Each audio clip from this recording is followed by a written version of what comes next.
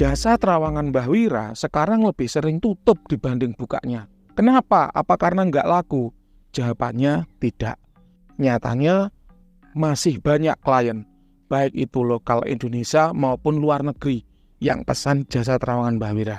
Entah itu badan, entah itu benda, selalu saja ada setiap hari. Dan memang Mbah Wira seringkali menolaknya karena kesibukan yang sangat banyak.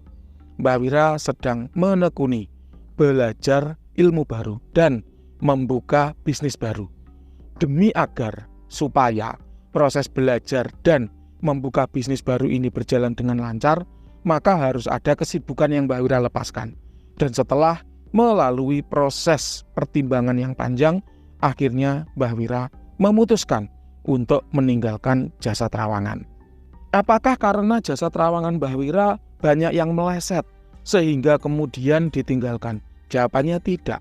Keakuratan terawangan Mbah Wira bisa Anda lihat di sepanjang jejak digital yang ada. Karena di setiap video terawangan telah Mbah Wira beri testimoni dari klien yang diterawang. Mau itu testimoninya baik, mau itu testimoninya buruk, mau itu dia memberikan testimoni, mau dia tidak memberikan testimoni, semua sudah Mbah Wira upload apa adanya dalam video.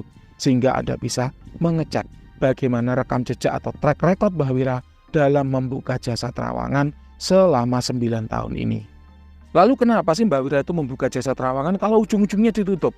Jawabannya adalah untuk meyakinkan diri Mbah Wira sendiri, serta untuk meyakinkan calon pembeli azimat buatan Mbah Wira bahwa terawangan Mbah Wira itu tepat dan akurat, tidak dikurang-kurangkan, tidak dilebih-lebihkan.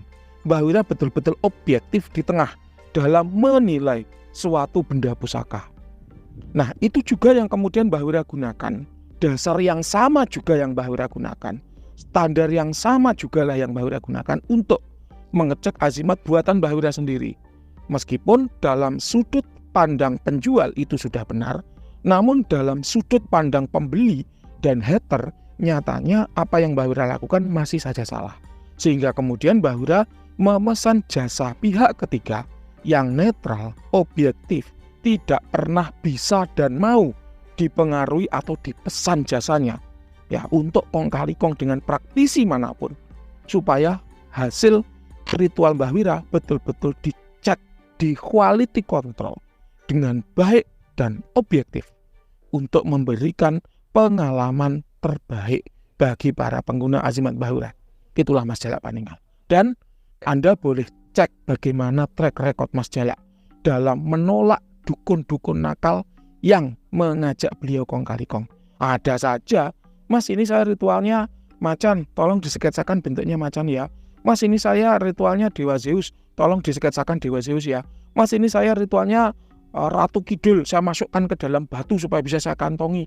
Nanti sketsanya Ratu Kidul ya. Beliau selalu menolak. Ya, beliau selalu menolak. Bahkan ada cerita yang masuk ke telinga Mbah Wira.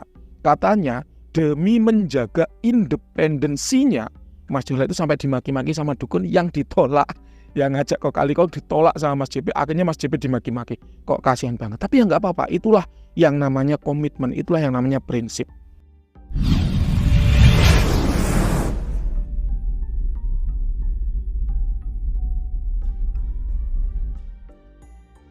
Mbah Wira juga demikian.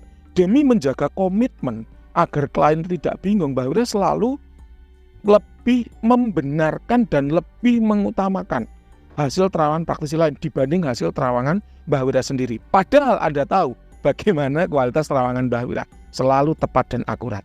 Namun sekali lagi, demi agar tidak membuat pembeli itu bingung, Mbah Wira selalu mengatakan ikuti apa kata yang menerawang, ikuti ya hasil terawangan yang telah dilakukan praktisi lain. Walaupun sebetulnya Mbah Wira sendiri kalau nerawang ya Anda tahu tepat dan akurat.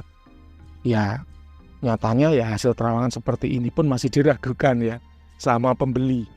Hasil keakuratan terawangan Mbah Wira plus quality control ini pun masih diragukan oleh pembeli yang lebih memilih percaya gitu kan pada hasil terawangan dukun lain yang mengatakan bahwa semua azimat Mbah Wira kosong. Tapi ya nggak apa-apa, namanya juga komitmen, namanya juga prinsip, yaitu harus Mbah Wira pegang teguh.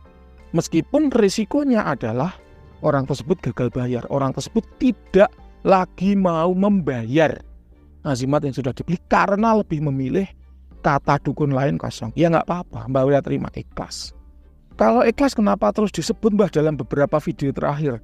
Jawabannya adalah sebagai pembelajaran untuk kita semua. Edukasi, wawasan, dan pengalaman untuk kita semua. Bahwa sebegitu ikhlasnya dan sebegitu relanya terawangan Mbah Wira itu dikalahkan. Jasa quality control itu dikalahkan demi memuaskan keinginan pelanggan. Ya nggak apa-apa. Namanya juga orang jualan. Tidak semua orang bisa dipuaskan. Apalah Mbah Wira yang hanya seorang dukun biasa. Pak Presiden Jokowi yang sebegitu hebatnya aja haternya masih banyak. Jejak rekod Pak Prabowo itu saya tahu. Sangat berdedikasi banget pada pekerjaan. Itu aja loh haternya juga banyak. Jangankan kok para presiden. Rasulullah aja lah haternya juga banyak. Yang memusuhi juga banyak. Oh, Nabi kok dibenci, Nabi kok dimusuhi, itu gimana Mbak? Lah sekarang lihat aja. Berapa kali Rasulullah itu berperang. Itu kalau bukan melawan haters, melawan siapa kan gitu. Jadi itulah Bapak Ibu ya, bahwa dalam hidup itu nggak bisa kita lepas dari hater.